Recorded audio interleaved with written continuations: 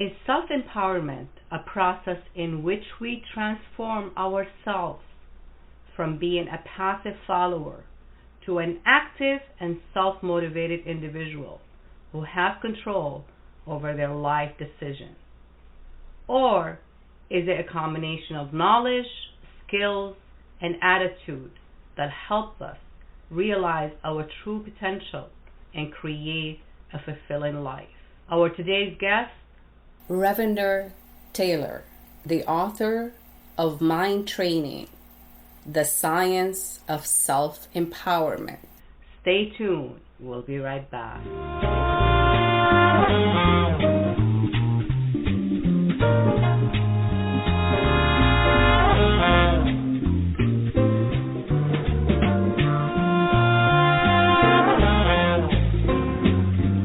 Welcome to the Your Life Now show, where your life and your business matter. Your host is a certified executive coach and trainer with the passion to help make the difference in the world. Your Life Now show brings you powerful resources and effective tips to help you manage your life and your business at its best. And now, here's your host, Coach Ria. Hello, everyone, and welcome. You are listening to Your Life Now show, where your life and your business matter. I am your host and executive producer, Ria Wilkie, also known as Coach Ria. Welcome to the show. Just a quick reminder, I am the CEO and founder of Your Life Now. Your Life Now is a professional executive coaching and training, marketing, and PR company. And on this show, we try to cover a lot of different topics related to our everyday life and business. We invite best-selling authors, thought leaders, and sometimes I host the show solo to share with you some helpful tips and information. This show is intended to be for information purpose and thought-provoking. You are welcome to contact us directly. Connect with us on social media, or you can reach us or reach me directly on our website at yourlifenow.info. Again, that's yourlifenow.info. We are in for a treat today. This is a topic that is very dear to me because this is something that I pursue to study and learn more and explore more. It is my pleasure to introduce you to a new author here for us on this show, which we had the pleasure of hosting her husband, Dr. Alden Taylor. Today's guest, Ravinder Taylor, the author of Mind Training, The Science of Self-Empowerment. We're going to take a short break and we bring her on the air and take some notes. Get ready for an amazing show. I am really glad to be hosting her, and we'll be right back. Thank you for being here. Stay tuned. Your Life Now radio show with Coach Ria will return in just a few moments. Would you like to grow your business and advance professionally? We would love to be of service to you. We are experts in creating the right solutions for you and for your business. At Your Life Now, we understand what it takes to succeed and to increase your bottom line and to grow professionally. So for more information, please contact us at yourlifenow.info. Again, that's yourlifenow.info. Hello, welcome back everyone. You are listening to Your Life Now show, where your life and your business matter. I am your host and executive producer, Ria Wilkie, also known as Coach Ria. Welcome and thank you for joining us. Remember, the show will be archived and available everywhere you get your podcast, and on social media you can also connect with me there. And like they say, sharing is caring. So I hope you share the show and spread the great information. So I would love for you to help me welcome our today's guest. She's a new friend to the show, and Ravinder Taylor, the author of Mind Training, The Science of Self-Empowerment. So glad to have you here. Welcome to the show. Well, thank you so much for inviting me, Ria. It's an honor to be on your show. It's wonderful. Thank you. Thank you, and I love the accent. Love the British accent. So anyhow, so my dear, I talked to you quickly before the show, and I just found out that you actually have a microbiology degree, and you got interested in this in mind science and everything. Can you give us a little bit of background on how all this started for you? Yes, of course. Yeah, my degree is in microbiology.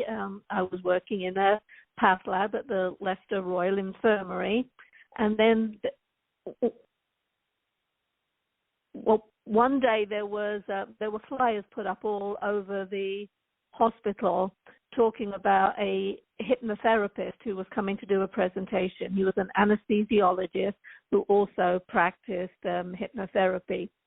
And of course, everyone in my lab was really interested. I think up until that point, I'd always thought of hypnosis as being used for entertainment or for us to have a laugh at someone pretending to be a chicken on the stage, that kind of stuff. I hadn't taken it seriously at all. But because the hospital was hosting this event, it got a quasi-endorsement from that, and it was an anesthesiologist who was doing the presentation, and I found the information absolutely fascinating. He went through the whole process of how it all works and how it can be used, but there was one story that caught my interest, and it was a story of a woman who had a pain in her arm. She'd had the pain in her arm for years, like 10 years or something, and she had seen all of the experts, all of the doctors, and they hadn't been able to help her at all. So as a last resort, she went for hypnotherapy, and under hypnosis, she remembered a traumatic incident. It was an incident in the past. She hadn't totally forgotten about it, so when it came up under hypnosis, she disregarded it. It was upsetting at the time, but it was in the past. And so she didn't think that this could account for the pain in her arm, so she kind of ignored it.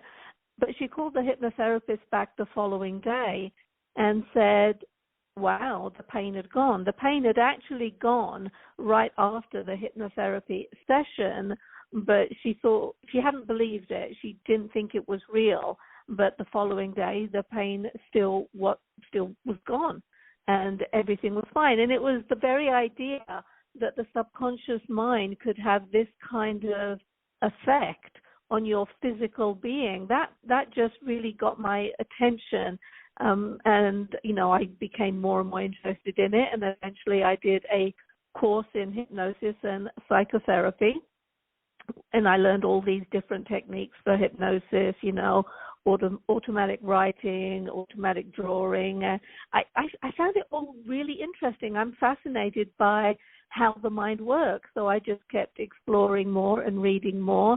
And then as I completed the course, they had a special lecturer, a guest lecturer coming in, and that was Ravinder Taylor, and he was talking about subliminal information processing.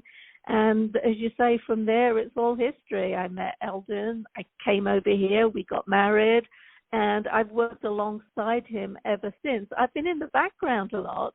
That's awesome. Well, that's it. What had happened was, I was working in the background, doing research, ghostwriting parts of his books, really exploring all of these different avenues.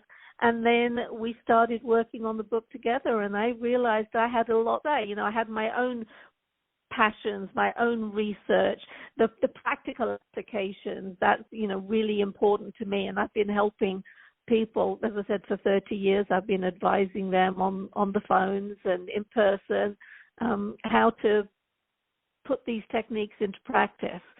And that's definitely my passion, is the practical aspect. I really find the science fascinating, but the science alone isn't much good without the practical applications. Absolutely, yeah. I'm actually, my experience in hypnosis. It was I used to belong to a kind of networking group for business, and called The Tip here in my neck of the wood. And I was sitting next to a hypnotherapist, and Of course, I've always been skeptical, knowing that knowing how strong-minded I presented myself, that no one can actually hypnotize me. But she asked me to give it a try, and I'm glad I did. I found it to be remarkable. I mean, the things that just changed in my life because of how you shift, your subconscious mind. And then, of course, I went on to get self-talk training, experts and certification, whatever.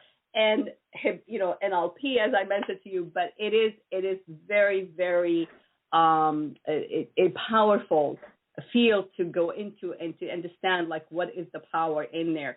So for those people who are out there listening to our show right now, being skeptical, give them, can you share with us, something, like I said, I was very, strong-minded kind of person who, thinks, I'm educated, I have a master's degree, I have, all these things.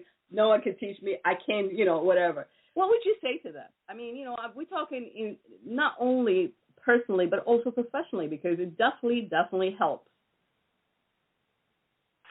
The mind is absolutely vital. Your belief will influence every aspect of your life. It doesn't matter which area you're looking at, you will find the power of belief exerting an effect over you. So you talk about being really skeptical. All of these things can just create blockages.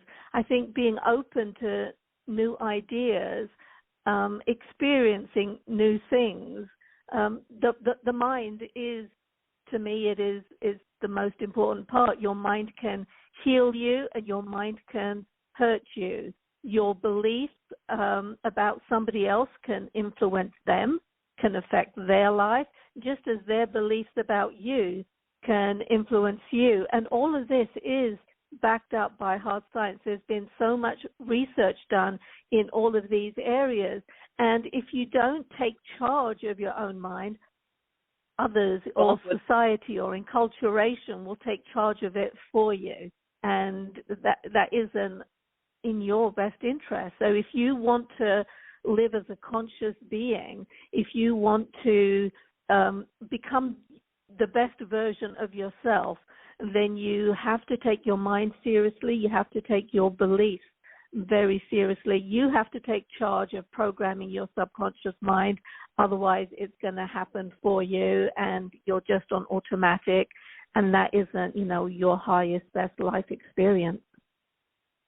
That is so true, and I believe, myself. I mean, I always put a reference in myself before I put it out there, that I was actually basically, in the zone, you just kind of let things, Now, because I'm deliberate, because I practice self-hypnosis every single day myself, which is I do it before I get out of bed, basically, to just create my mental, attitude going forward for the day. And this has been a practice for me for years. It's a habitual. It's you create a habit. I always say it's don't try to change that habit, just create a new one, right? I mean, I'm sure you agree with that, because when you create a new habit, and it is serving you, then you keep on doing it. Now, let's jump into the book, which is fascinating to me by itself. So all your studies, all your background, or everything that, so what led you to write the book? What inspires you to write the book then? What happened was I came across information about a meditation that was reportedly having great effects on cognitive abilities. It's a 12-minute meditation. Maybe you've heard of it. People call it the Satanama meditation. Yes. Yeah, I've heard of it. And yeah. I came across the information about this, and there were not replications, there were different versions of it done, and all of them gave definite positive results for cognition, for memory, maybe reversing some dementia, increasing blood flow in the brain, increasing mood. So the results they got from it were very definite, very, very solid. but the explanations that were going out generally were incorrect.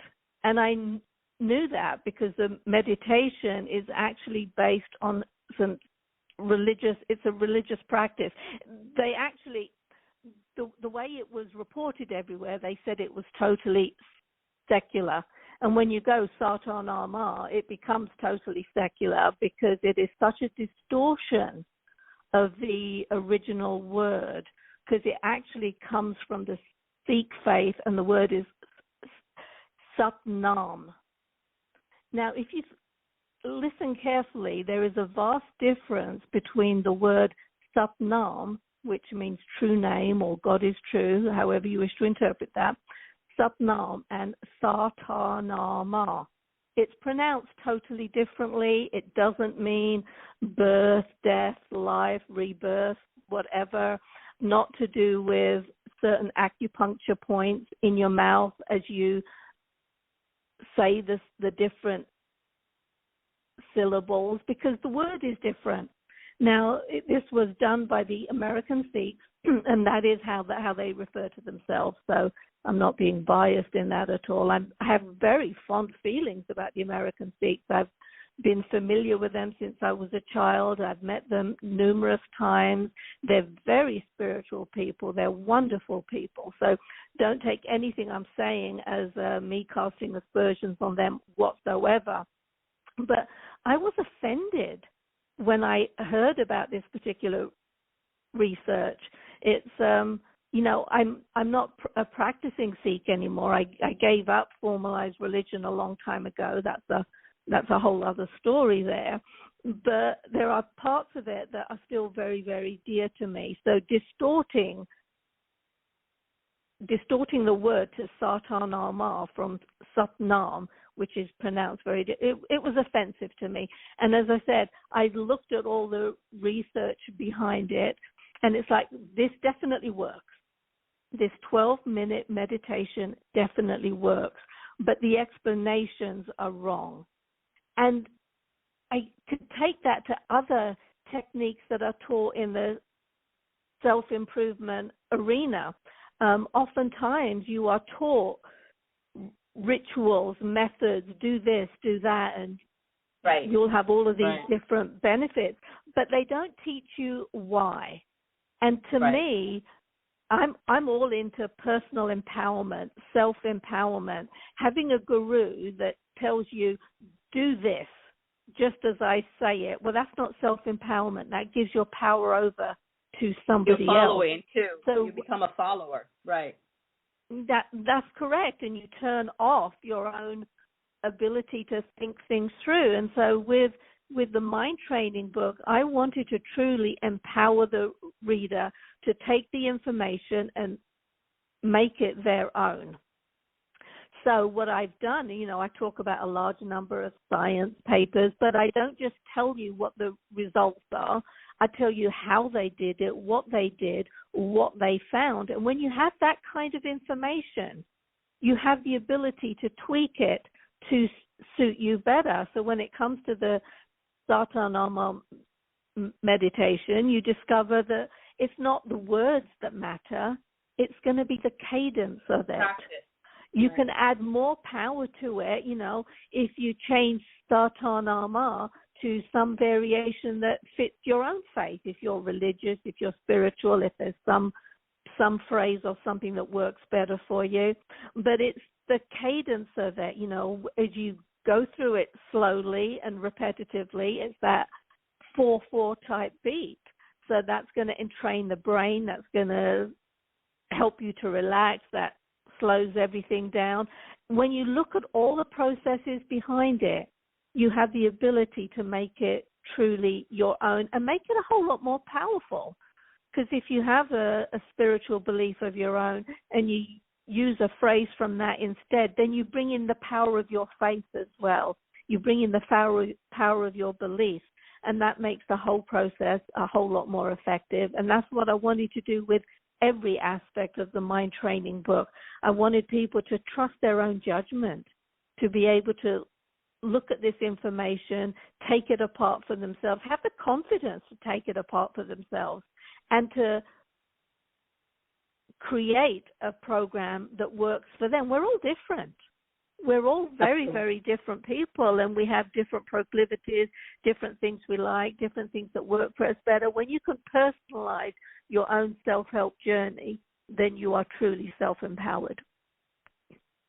I so much agree with you on this one, because I think the why and not following just like the tradition and everything, because I practice meditation, but I always I do like guided sometime meditation as well.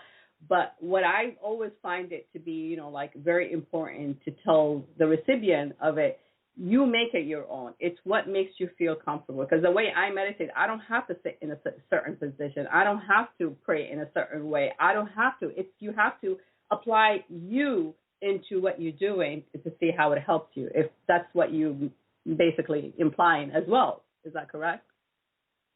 Absolutely, absolutely. See, I've taken that a step further as well. I like to meditate, but I rarely ever have time, especially when my kids were younger. I didn't have time for myself.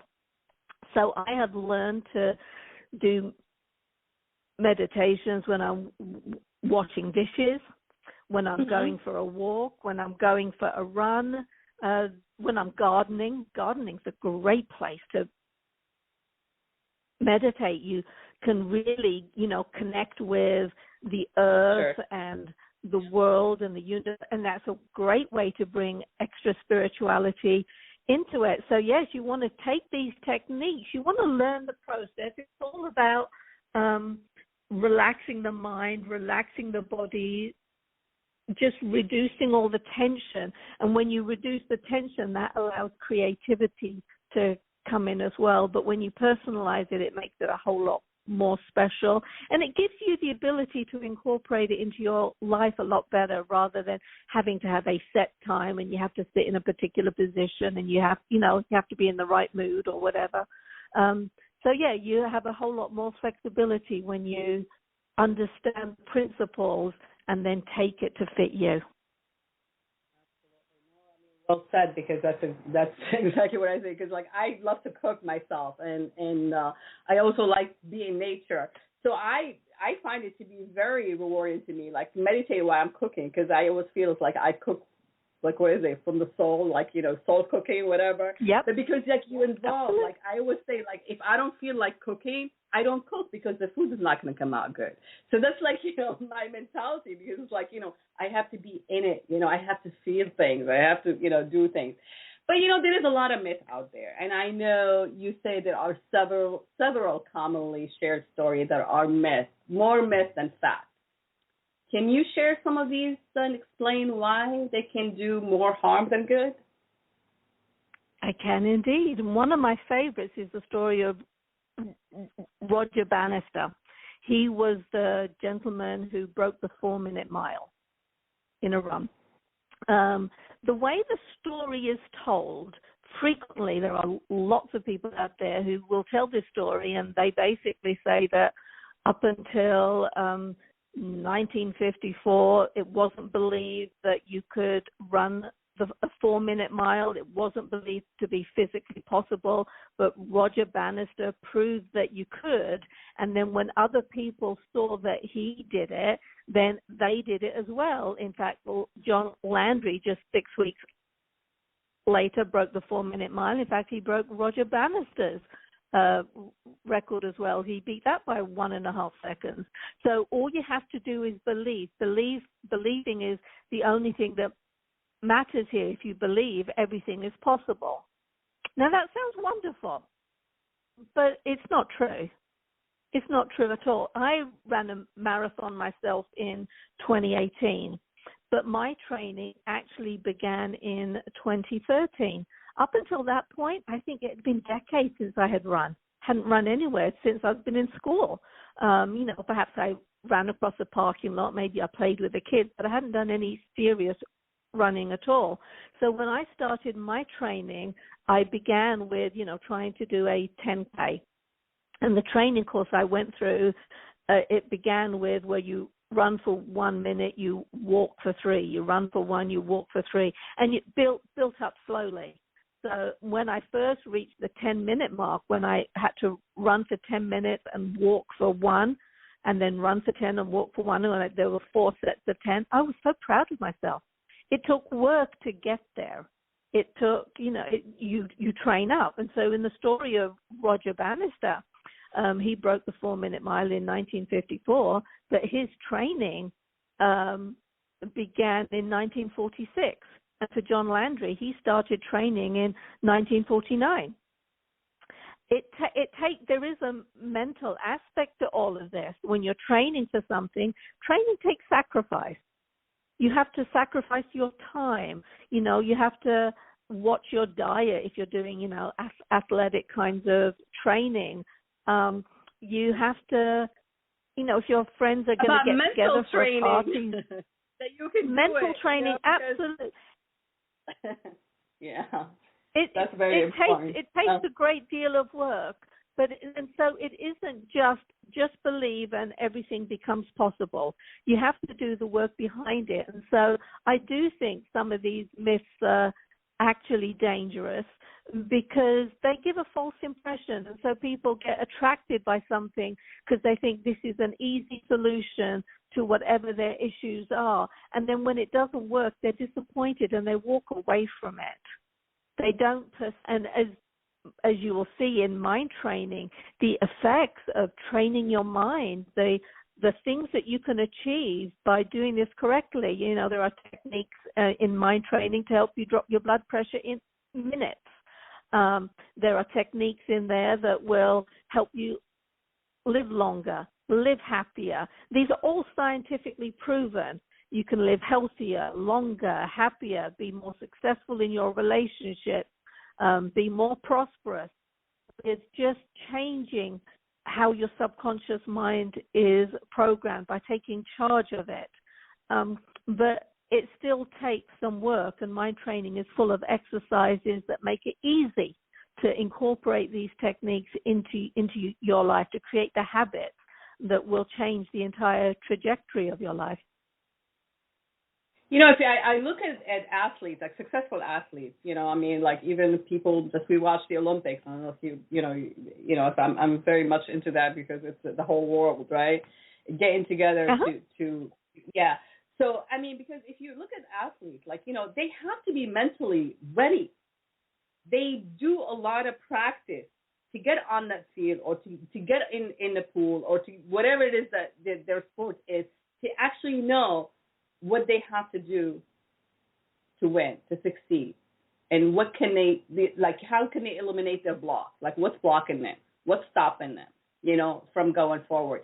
But, one of the things, I know, like I said, I'm jumping into this a lot because this is something that it's a very, very, very passionate study that I've been doing for years and I continue to do.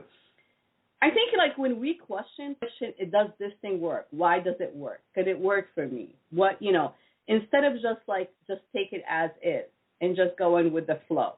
Yes, sometimes going with the flow, but your own flow, not someone else's flow or what someone else is telling you, that, like you mentioned earlier, that, I tell you to do this, you follow that, and so on and so forth.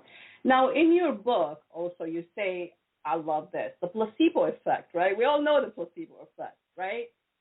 So you say that the placebo response provides some of the best evidence for both the power of the mind and also the beliefs. Can you explain, your belief system, what you actually believe? It is. I found the placebo research really fascinating. It is really, it's a really important factor. Any scientific research that is done on new drugs or anything, they always control for the placebo factor, which they need to do in order to test and see exactly what effects are coming from the particular drugs. But I wish that there was a whole lot more research into the placebo effect itself.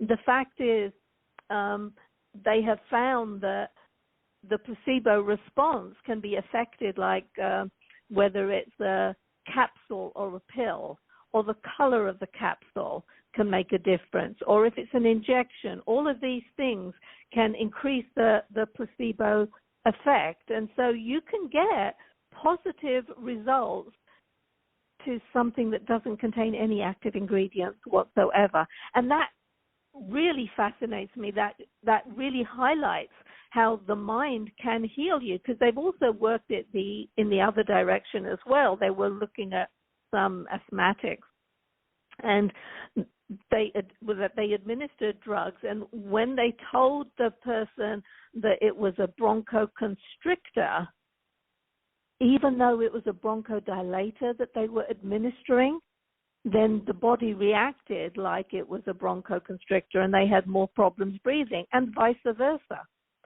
So the placebo effect is really important. But then when you start looking across cultures, you get to see the power of the collective belief, because different cultures will respond to placebos in different ways.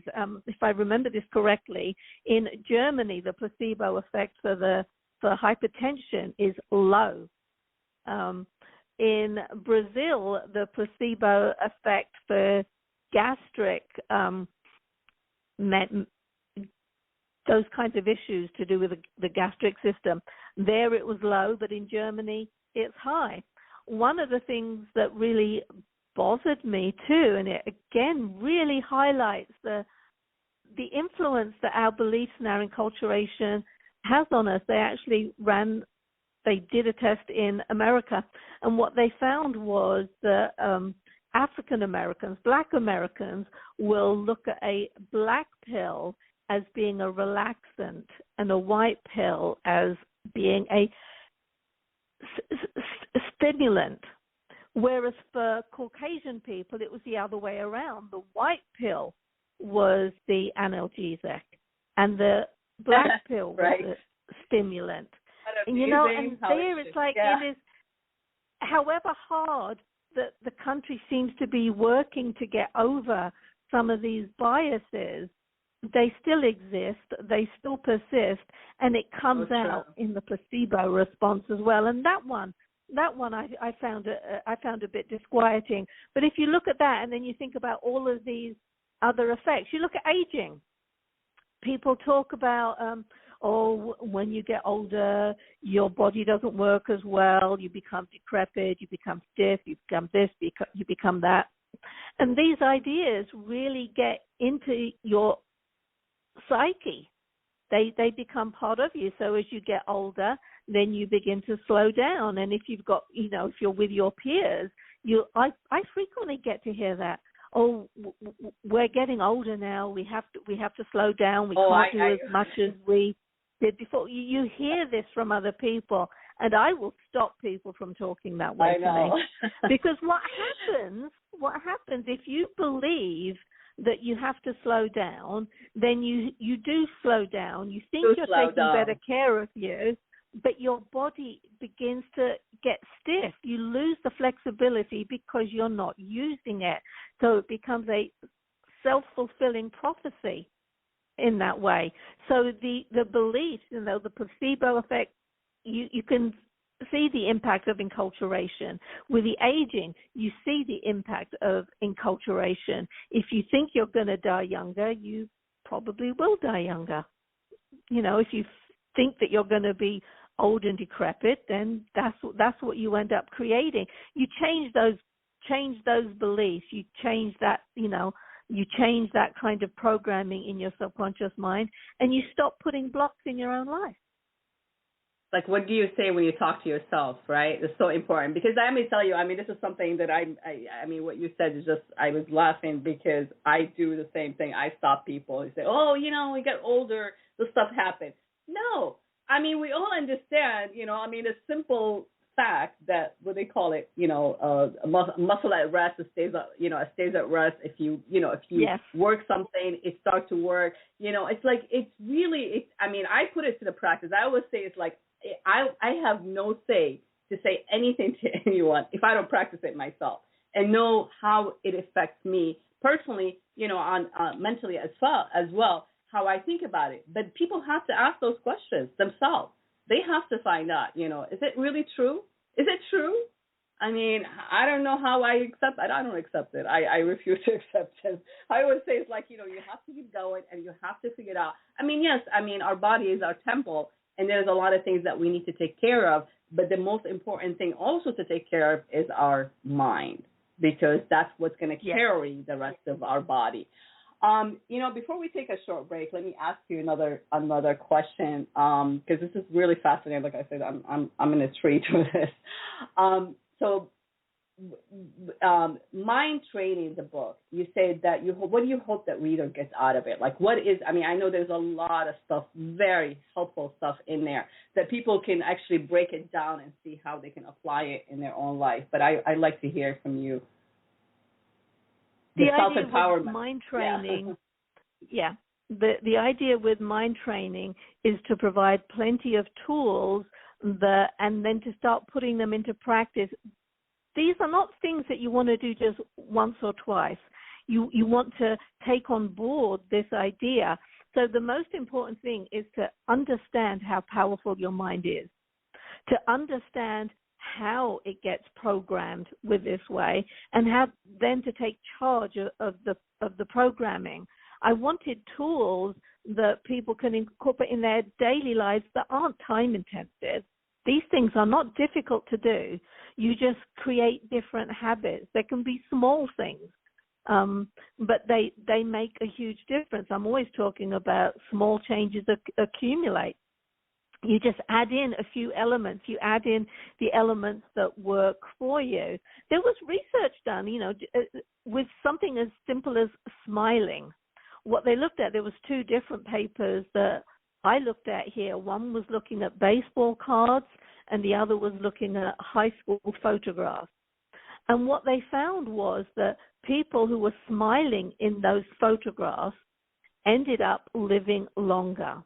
So in these pictures, if they had a small smile or a smaller smile, then they would live on average 2 years longer. If they were smiling broadly, the Duchenne smile, they've done a whole bunch of work on the Duchenne smile, but the Duchenne smile is that smile that reaches all the way up to your eyes, where your eyes crinkle up as well. Well, in looking at these two different sets of pictures, what they found was the people who were smiling broadly, who had the Duchenne smile, they lived on average 7 years longer. Now, smiling is, people can dismiss that, say, that is insignificant, but it's not when you look at the difference between 2 years and 7 years. So smiling is really important, and then you pay attention to it. I don't know if you've ever done this, Ria, but when you observe other people, I discover that smiling isn't as common as I would think it would be. There are lots of people who really don't smile. Or they smile rarely, and there's other people who smile all the time. And now when I'm out in the world and I look at people and I see people with these big smiley faces, and it's like, well, that person could well live significantly longer than the person next to them who isn't smiling. And it's not only living longer, it's living healthier, it's living happier, because all of these things add up, and it extends to how prosperous you can be, how successful you are in your relationship. One of the things, when Eldon and I started working on this book, he was talking about this is the kind of thing that should be taught in schools. And the more I went through my own research here, the more I was thinking, if this was taught in schools, this would be a simple class that if everyone learned it, imagine if you did 33% better in whatever your endeavors were, in your relationship, in your education, in your health, if everything was just that much better across the board. And that is the result that you can expect once you implement these techniques.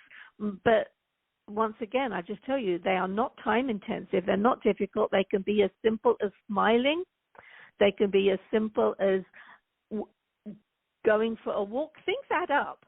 So when you go out for a walk, well, that's good exercise anyway. That's going to reduce stress, but you go outside, and with the sun, you get a boost in the happy brain chemicals.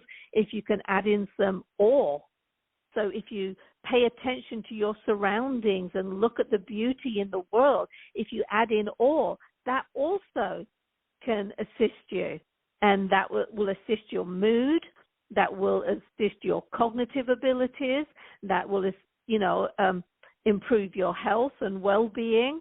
And these are all things that have been researched at universities such as Stanford and Berkeley, and they've looked at all of these things. So if you could have a simple class that would help you be better in whatever area that you're looking at, and that comes down to what mind training is all about. We can't go backwards in time and take the class in school, but we can certainly teach our children this, and we can certainly teach ourselves it now, because there's always time to improve. I was going to say, you're never too old to learn something new. So even if you're learning it, at any age, you can always improve your life forward. That's really, the beauty about, where we live right now, I would say we live in an amazing time, regardless of everything that is going on and, whatever in the world. We can still really make an effect, and that effect spread it out, into the world, but starting with ourselves. And a simple smile, because I don't know, you see me on I post a lot of stuff, but you never see a picture of myself except one when I was saying, don't let anybody tell you how you, I can't remember exactly what I said at that part in that picture where I wasn't smiling, because with people trying to force fear into you, or make you feel it's this is people promote fear in you and not make you, basically, not a happy person yourself because you're afraid of everything.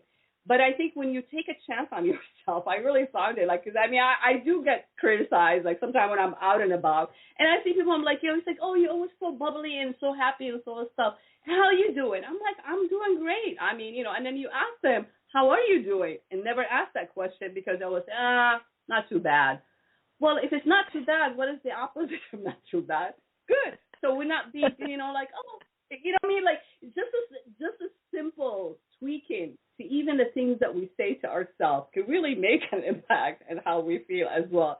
So, it really just takes, I would say, trust the process, but, you have to start the process somewhere, you can't just sit and wait, for things to change. You have to, start making those changes and making those steps.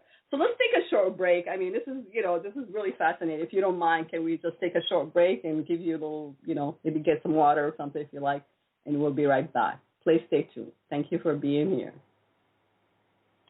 Your Life Now radio show with Coach Rhea will return in just a few moments.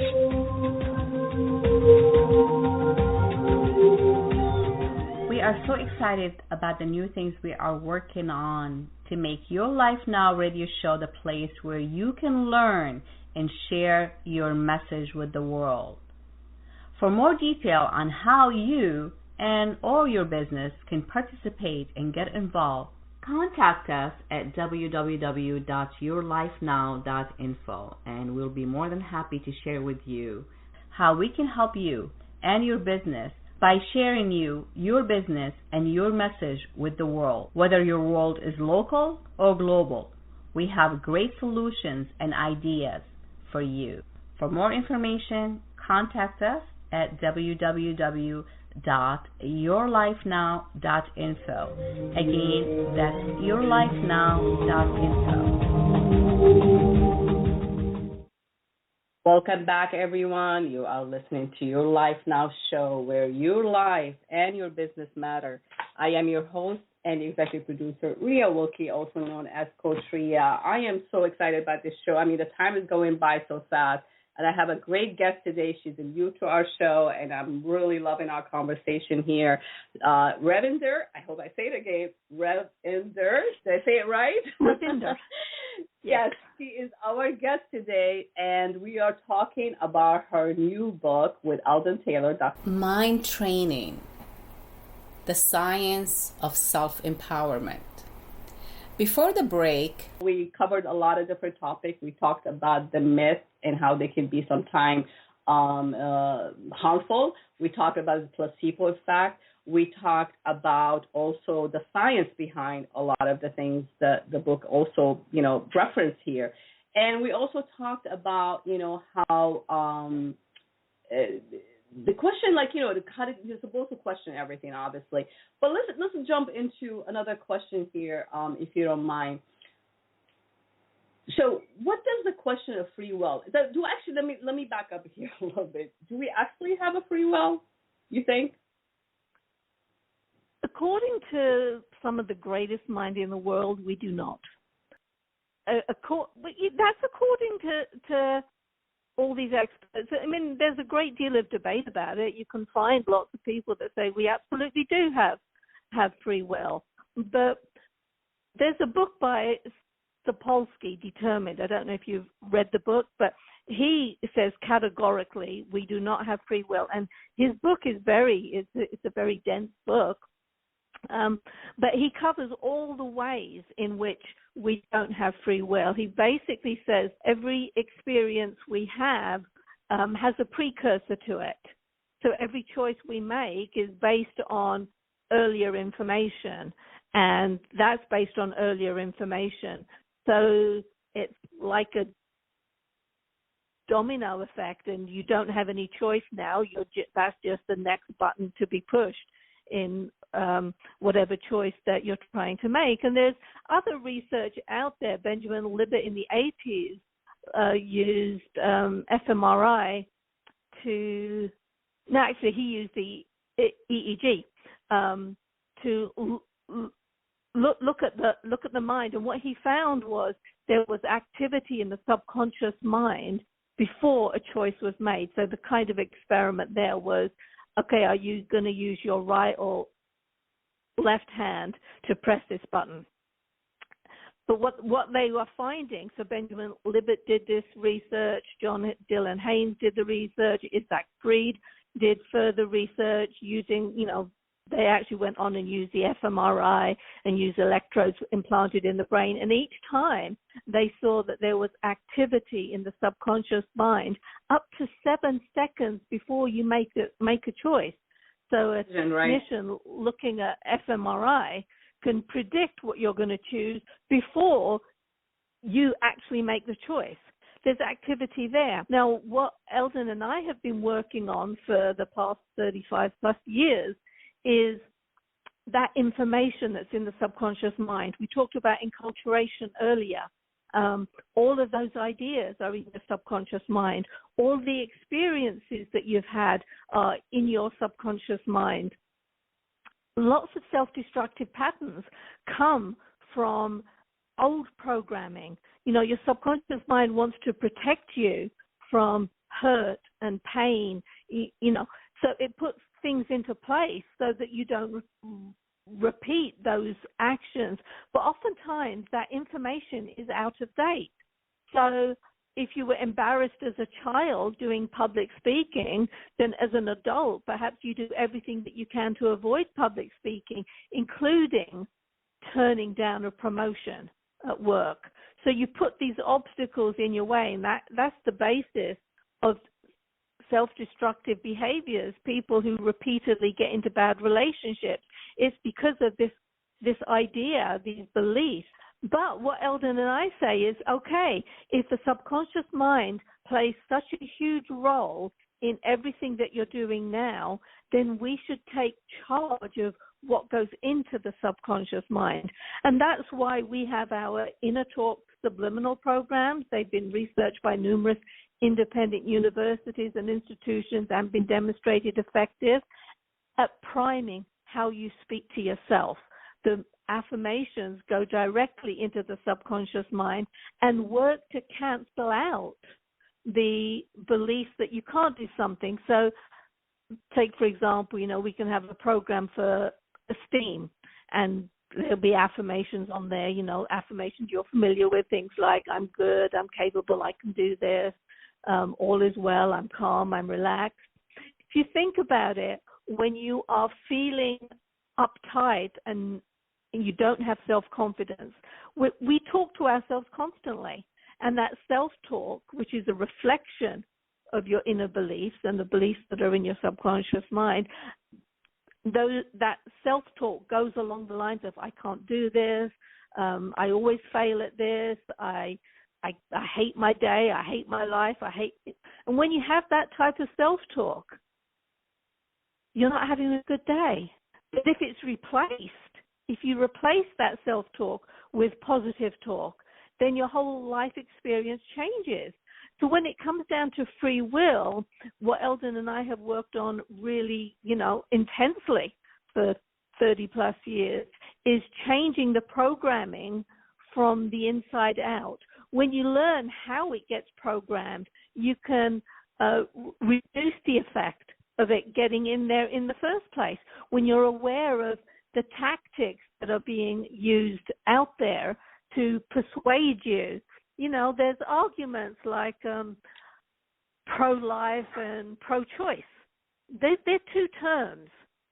They are two terms that are designed to influence you in one direction or the other. But you want to be able to make your own choices.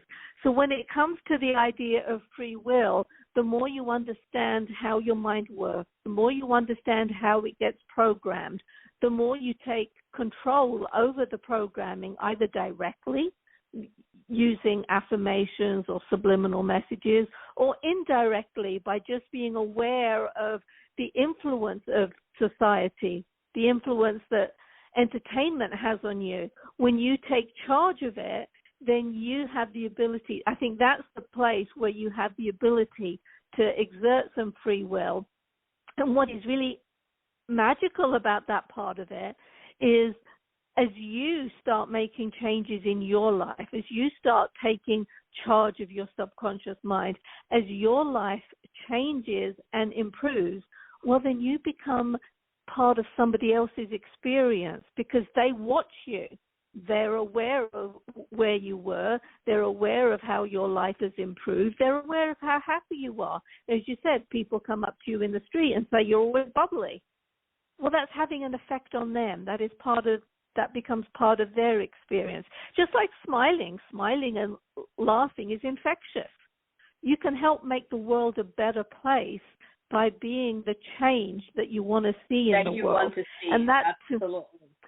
That is the beauty of the free will argument, as far as I'm concerned. If free will isn't free, there's just small places that you can access it, but those small places can make huge changes in your life, make huge changes with the people that you're in contact with, and that influence goes out and spreads. And so I think it's a beautiful thing. No, if I may add, because I'm like, absolutely with you. Like everything, like actually also backed up by science, as you say. But I think, what our listener also, I'm just adding my own, from my background as well. You have to think about it. These programs, these mental programs, been with us, even some of them before we even born. But when I was pregnant with my son, I would listen to music, loud. It's like, so I found him to be connected more with your music. Or the things that we teach them, the environment, everything adds to those beliefs that you have. So when we have to implement a new belief and subliminal messages, subliminal, it's incredible how it works and how powerful it is, because it does replace some of these old beliefs. But the thing is, we have to put in new beliefs, and it takes a practice. It's not a magic pill. You can't just expect yourself to be automatically avoiding, because every time we make a decision, like you said, it takes 6-7 seconds, right, before we make that decision, right? So we already know what we're going to do, and then we do it. But the thing is to actually be in control, get into that gap in between, between those thoughts, between what you decide that is true and is not true, and how you can go forward. Well, all I'm saying here is, we have to be patient with ourselves, because if it takes that, it depends how old we are. If it takes so many years, those beliefs in our environment, what we listen to every single day, what we expose ourselves to, what we believe is true because somebody else is telling us, all these things is going to reinforce those old beliefs. So if we want to change them, we need to stop exposing ourselves to these things. I mean, do you agree? I mean, is it something, to that fact that actually make it helpful for us to implement new beliefs and that actually serve us? Absolutely. If you understand how these ideas get into your mind, then you have the ability to block those ideas that don't suit you anymore. You have the ability to look back into your past and your own development, and you can see where these ideas could have come from, what experience it was. And one of the beauty of this is, for these subconscious self-sabotaging strategies to work, they have to be unknown to you. So the more you question your subconscious mind, the more you believe that the answers are there. The more you question yourself, the more easily the answers come to the surface.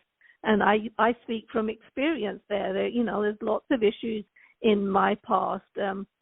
It used to be that it took me a long time for the answers to filter up. These days, it's actually pretty quick, but that just talks about, the depth of my own belief that I can access this information. So the answers do come up. And when you see, that's why I do this, because I was embarrassed then and I didn't want to repeat it, or because I'm insecure in this area and that's why I'm doing this other bad habit. A bit like, the story that I began with, a woman who had a pain in her arm. She was punishing herself for something, but she was doing it subconsciously. Maybe she thought she didn't deserve to have good health. But as soon as she saw the cause of the problem, then it went away. And that is something that you'll see. So that there are certain things you have to work at. There are certain things that take time. There are other things where the changes can happen very rapidly. And then all of these changes build on themselves. So you can change in one area, but it has an effect on lots of other areas as well. So it's not just, you've got to take 1,000 steps. Sometimes you just take the first 5 steps, and that effect can propel you forward 100 steps just because of the influence of all of these different factors have on each other. So if we are willing to do the work, if we are willing to make the change, that's a will, right? So that's your free will right there, because you have the ability to change, right? I mean, I don't know. I just try to simplify it in a sense for me. If we are willing and able, which I think, the first thing is to be willing to do the work. Like I said, so like you said, some of the changes can happen quickly. Some of the changes take work, but some of it can affect other areas. So as long as we start somewhere. So we hear a lot about bias, particularly confirmation bias.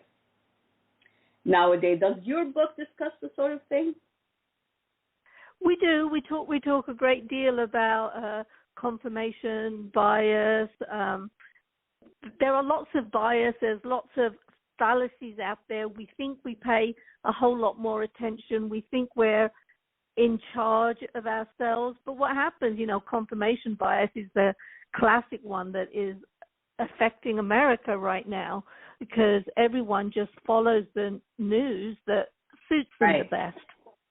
They like this particular story, so that's what they follow, and then it gains a much greater significance. We talk about shortcuts and fallacies and biases. We talk about compliance principles. I talked about the influence of the media. What's going on is there's a great deal of research going on, learning how you tick.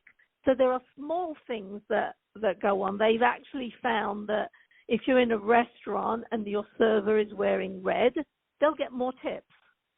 They'll just get more tips. If you're applying for a job and your application is on the top of the pile, you'll get greater consideration than if it's further down in the pile. They've looked at judges, and they have found that, when they're looking at parole hearings, people who go before the judge early in the morning I have a much better chance of having their parole granted than if it's right before lunch when the judges are tired. But directly after lunch, it improves again. So there's all of this research going on, and if you're not aware of it, then it gets used against you, and we are very aware of that. We're bringing it back to politics yet again. President Obama, when he was running, he had his dream team of social psychologists, and they would look at, what words will have the greatest effect on the person. Right. How can you get them? How can you win that person over? Which words, what phraseology, which subjects are going to appeal to them the most? And President Obama, with politics, they use fear a lot. It's crazy. Whether it's in one direction or the other, they use all of that.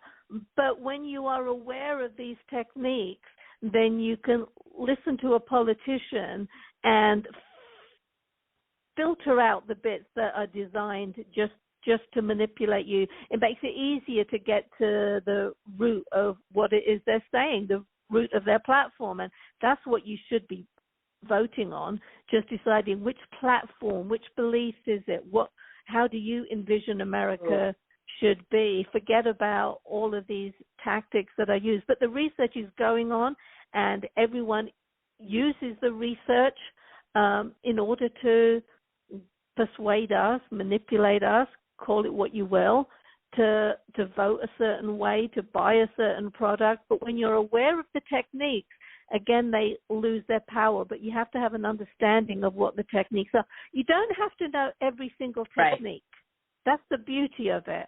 You just have to have a firm enough grasp that there's a whole ton of techniques being used. So it makes you more skeptical. It makes you think more about the material rather than accepting it on face value. So true. No, I totally agree with you. Again, it's like, who you listen to and who, and is it true? And I always say, is it true? But it is fascinating. But, on like I said, sometimes I say, like, unfortunately, some people, they're really not open to question things. They accept it because it's like, well, if that person said so, then it must be true. So we need to just really kind of be more involved in our own, believe and yeah. There is work that indicates that in the presence of an authority figure, your judgments, you turn them off. You have experts who are talking, but if they're talking outside of their field, do you really want to turn off your own judgments? One of the things I do in mind training too, as I said, I take apart certain papers. So there are some papers like the Satanama meditation. The work is solid. It's definitely there. But I take apart the explanations for it. And there are several places in the book where there is a common technique. But I take it apart, break it down into its elements so that you can see exactly what is working for yourself. You don't have to take the word of an authority figure, and you can gain greater respect for your own abilities too. There are places where I've taken apart papers that are published in peer-reviewed journals, but it only takes high school science to understand, hang on, something is wrong here, because you're supposed to control for variables. You're supposed to, if it's science, you have to be able to replicate it. You have to keep all the parameters exactly the same. So it doesn't you don't have to be super intelligent to understand this stuff. You just have to be aware of the authority figure and how that will influence your thinking abilities. And when you turn that off, you turn on your own thinking abilities. And once again, you can empower yourself. That's what it's all awareness about. Start with simple question and it leads to higher awareness. When we ask the question, is that, again, I go into the back and the truth. So in your book, I know after every chapter, there's some kind of exercises. And so do you think readers, and I'm going to ask you if you don't mind sharing some of these, maybe one or two of those exercises that you recommend. So do the reader have to do all of them for the program to work? Or, of course, people are going to say, how quickly? People always say, like, do you find it to be true that most people, I know I have a Jinty almost, he's in his 20s, my son. So, it's like they want things, they want it now. They want it to, it's like everything's like in the fast information, technology, everything's going so fast, and now with AI and everything. So question is, I know there's too many questions. First, do they have to do all the exercises for the program to work? And the second question, how quickly they expect, to see results? You do not have to do everything, but things are so simple in the book. It's worth working through the first time just to see which aspects fit better into your own life, which aspects suit you most. No, it's a case of the more of these things you do, the better, but you just do one or two of them and you're going to see changes in your life. How quickly can you see changes? Well, there are things in there where you'll see changes really, really fast. As I said, I managed to drop my blood pressure 30 points in minutes with just using a combination of diaphragmatic breathing and the Duchenne smile. I actually tested that out. I was going through a very stressful situation. There was a death in the family. There's always all of this other trauma. And so for the first time in my life, my blood pressure was climbing up there. And I actually tested it out. Now, it doesn't work every single time, but it works often enough for me to say, hey, I can change this right now. So if I'm to the point now, I'm very aware if my blood pressure starts to creep up. I can tell, and I can bring it down. When you're in tune with your body and your mind, you have the ability to keep things in check. So, no, you don't have to do every single technique. I would say choose the techniques that suit you the most.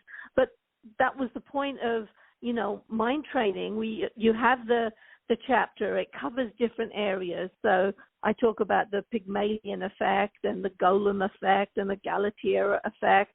Or we talk about optimism and pessimism. So there's all of these different aspects. And then there are exercises that can help you find practical applications for all of those different aspects. And you can decide which ones that suit you best. I actually think the techniques are simple enough. It's not like you have to do all the exercises, so you have to dedicate hours every day to doing it. No. The fact is, once you've learned this information, once you make it a habit and just incorporate it, if you can put aside 5-10 minutes a day, maybe 15 minutes, it's going to do a meditation as well. That's all it would take. And it's not like you have to do it all in one go. You just incorporate small things. One of the things I do now is that whenever I go to the bathroom and I'm washing my hands, for just a second or two, look in the mirror. We all check ourselves in the mirror anyway, but I will smile to myself. I will smile, just have a nice big smile, appreciate. I take a couple of seconds just to appreciate the feel of the water and the soap on my hands, the fact that I've got hands that work, that's an aspect of gratitude comes in there. But I will look and I will smile at myself, and I might say something like, it's okay, you got this, you can do this. I'll say something encouraging to myself. Now, we're going to wash our hands after we go to the bathroom anyway. So it's not taking any more time whatsoever. I'm just savoring the moment, that's all. And every time you smile, your brain will produce endorphins. It'll make you feel happier right away. You put on the Duchenne smile and, your body will start to relax right away. You do that every time you go to the bathroom. It doesn't take any time at all, but it will increase your happiness factor. It will increase your ability to deal with whatever your day has. Things just become that little bit easier. So it's not time intensive. The fact is you could incorporate all of the exercises in the book in your daily practices. Another thing, if you are feeling uptight and stressed, sing. If you can sing out loud, if you're in a place that you can sing, just belt out a song or something, that will calm down your heart rate. That will release the stress right away. That will increase your immune system. They actually tested that. People who sing, afterwards they actually tested the immune system, and they found improvements there too, just from something as simple as singing. So yeah, and gratitude, you incorporate things. I walk a lot. So when I go out for a walk, I will take the time to experience awe, to appreciate the sun on my face. These are just small things. And if you can take a walk with a friend and have a laugh at the same time, remember, happy things that you've gone through. Just remembering happy moments in your life will reduce stress, will improve your health. So if you're feeling uptight, just start thinking back to, those special moments in your life. That will help. See, we can take that to the boardroom really as well. I mean, I wanted to apply this to everything, obviously, business and personally. Can we take that to the boardroom and people, use that in their, in their own business? In business, if you're in the boardroom, literally at a meeting, and it's driving you nuts and it's boring as whatever, diaphragmatic breathing. You can just take 3 breaths. No one's going to see what you're doing. We notice. But right. the diaphragmatic breathing is when you allow the diaphragm to fully expand. I would suggest all the listeners out there, you can try it right now. Put your hand right underneath your rib cage and then take a big, slow, deep breath in. Feel that diaphragm expand. And it's like having a good stretch. You know how having a good stretch can just help you feel more relaxed? Well, diaphragmatic breathing does exactly the same thing. It calms down the heart rate, makes you feel happier, makes it possible for you to function better.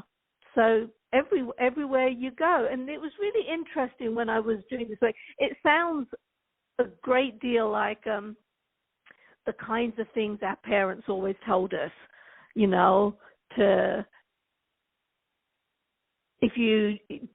they always tell you, don't slouch, smile, all of right. these things that it can sound a bit twee. It can sound overly simplistic. I know, my mom was like, I go through all the science behind all of this, and you can see that there's a great deal of value in all of it. And there are techniques in there too to help you build a better team. If you've got people working under you and you're trying to get the best out of them, there are techniques when you understand the way different people's minds operate optimally. Then when you understand that, you can focus on those areas rather than trying to fit a square peg in a round hole. You just find that, the techniques that work, especially, for the people that you're working with. And so you can build better teams as a result when you focus on what they can do well as opposed to what they don't do so well. So yeah, it goes everywhere, and as I said, everything is backed up by independent scientific research at some of the best universities in the world. But the techniques, once you learn them, are simple. And all our listeners, who listening to this show live or on demand, I can tell you there's a great deal of value in this book. So I recommend it to everyone who's listening and everyone who knows about this book, you should get it. You should get it, definitely get it. So with all that being said, where can they get the book? The book is available at all fine bookstores. You can get it at Amazon, get it at Barnes, go into your local bookstore. If they don't have it in stock, they can order it real easily. So yes, the book is Mind Training, The Science of Self-Empowerment, and you can get it anywhere that books are sold. Well, I so much appreciate you being here and sharing a lot of great information. I mean, this is definitely a lot of values in here. And of course, if you want to learn more, contact us. You can always go to our show website at yourlifenow.info, and then we'll be more than happy to share any additional information about the book, the author, and more of that. Anything that you want our listeners to take before we close the show? If you want to learn more about the work that I do, you can visit my website. That's ravindertaylor.com. If you have any questions about what we have spoken about on the air, feel free to email me at ravindertaylor.com. If you try out these techniques, then please do email me and tell me your experiences. I very much enjoy hearing those. That's what has kept me working in this area for the last 35 years, is all the positive feedback that I get from people who have tried these techniques and had great success with them. So, yeah, drop me an email at ravindertaylor.com.